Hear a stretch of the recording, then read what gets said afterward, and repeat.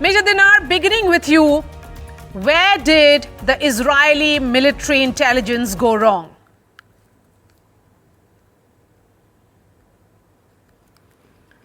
Can you unmute yourself, ma'am? I'm not on mute.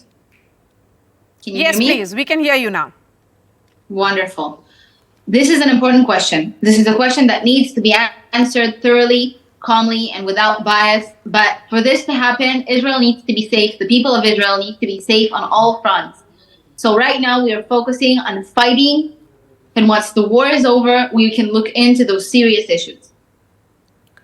1,000 Hamas militants infiltrated Israel. They took many hostages as well. Was traditional tactics used to hoodwink high-tech intel of yours? We have a competent intelligence corps. But Saturday morning, we were surprised. And we have seen barbaric attacks on Israeli civilians, women, children, and elderly people massacred and kidnapped into the Gaza Strip, young women raped and paraded around the streets of Gaza, hundreds of dead bodies that we are now locating on the streets of Israel now that the situation in the south is more stable. And we are at war with the terrorist organization Hamas.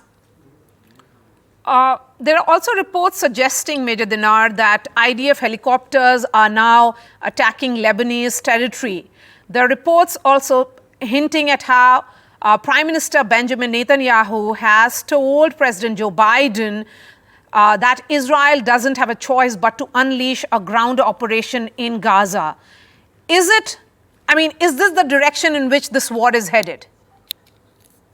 I will not speak for our Prime Minister, but I will say that, yes, there has been some engagement in the northern border today. We have seen attacks from Hezbollah, and the IDF has answered them with strikes on Hezbollah infrastructure, though the northern border for now seems to be relatively contained, and we are ready on the northern border. Over the past 48 hours, 200,000 military reservists have been called to duty, not all of them to the south. A lot of them were called to the north.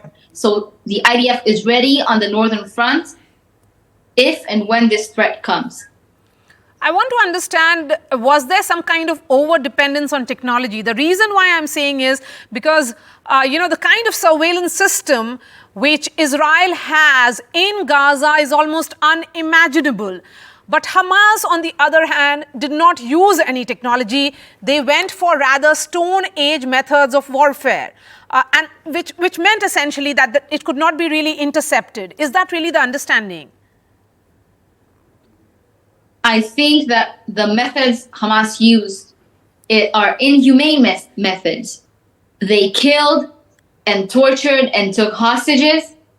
This has nothing to do with technology. This has everything to do with human principle, which the Hamas terrorists lack when they take innocent people that have nothing to do with the army.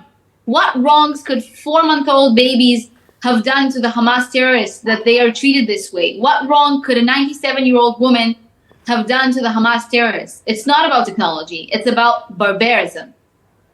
How could IDF bases be so easily overrun? Again, an important question that needs to be answered and needs to be looked into, but this needs to be done when the war is over and Israel is safe.